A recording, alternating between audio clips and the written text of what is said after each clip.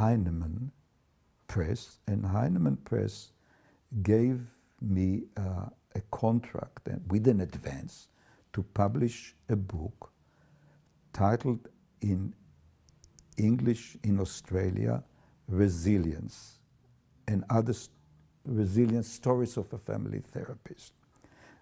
But I want to tell a story about it because I think it's very central here. As I was working on the book with my late wife Tess, we assumed all along that we would call the book, we will title the book, The Long Shadow. Long Shadow because at one level it was the long shadow of the Holocaust, but also my own private fantasy about it was, as a kid I wanted to be a detective, to shadow other people, to be the long shadow of the detective, and it has an evocative quality.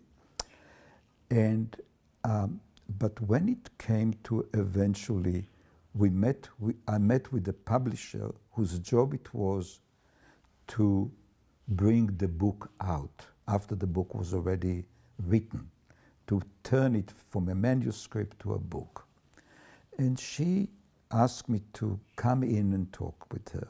And then she told me the following. She said, look, to tell you the truth, I was dreading reading the book. I didn't want to read it because I thought it'll be very pessimistic and depressing and so on. But I was surprised how uplifting and positive it was. And I do not think that we should call it The Long Shadow. What she didn't say, but I knew, that publishers, part of the contract is they control what appears on the cover, front and back. So, and I realized that I've lost here. And so we started renegotiating, and we then agreed that the title should be Resilience.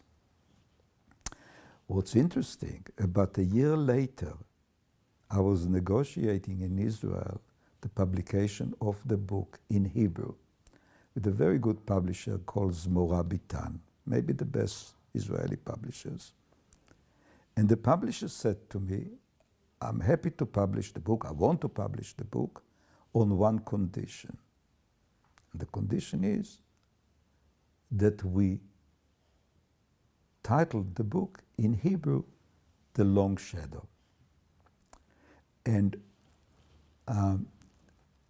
of course, it brought a smile to my face, but in a way, it's a very good story to tell because it captures the tension for me and perhaps for all of us between the two sides of the Holocaust. Between, on one hand, that it's the long shadow, it's the tragedy, it's the Shoah, in Yiddish it's called Chorban, which is destruction. And on the other hand, in Israel, when the Shoah is commemorated, it's commemorated as Yom HaShoah VeHaGvura. It's the day of Holocaust and heroism. And resilience is the other side of the story, I think. So,